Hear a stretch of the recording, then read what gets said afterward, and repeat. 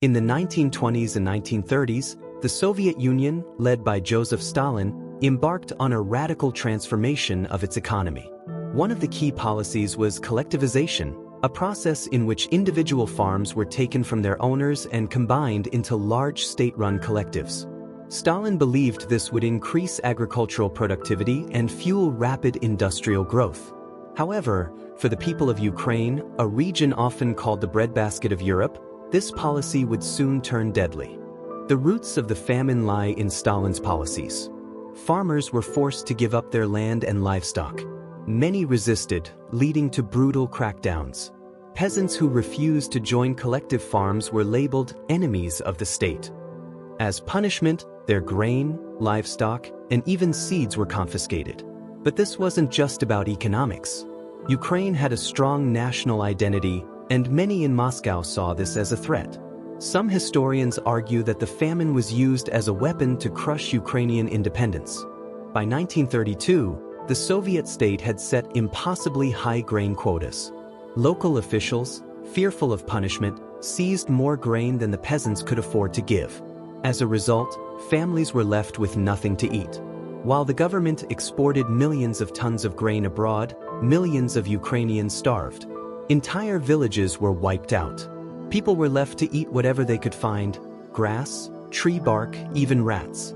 The Soviet government blocked any efforts to help, sealing off the borders and preventing Ukrainians from leaving or receiving aid.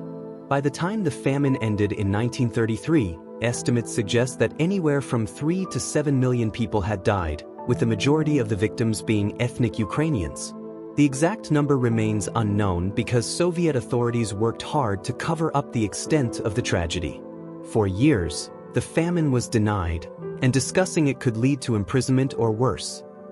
For decades, the truth about the Holodomor was suppressed, and it wasn't until the fall of the Soviet Union that Ukraine and the world could begin openly discussing the tragedy.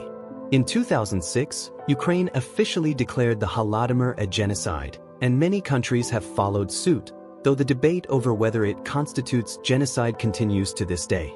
What is undeniable is the scale of the suffering and the deliberate nature of the policies that led to it.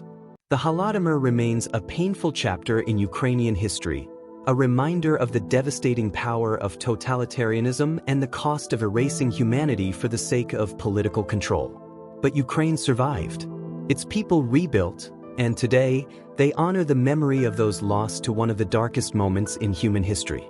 We must remember the Holodomor not only to honor the victims but to ensure that such tragedies are never repeated.